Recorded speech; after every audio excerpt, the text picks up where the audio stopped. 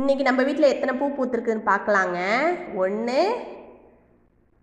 2 3 மேலே போய் பூத்துருக்காங்க பாருங்க. 4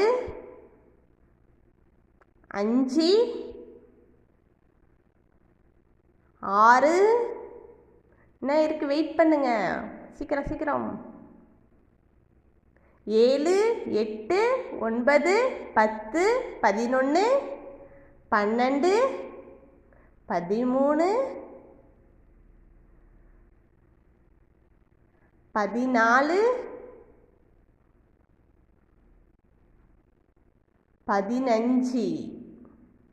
இது ஜாதி மல்லி.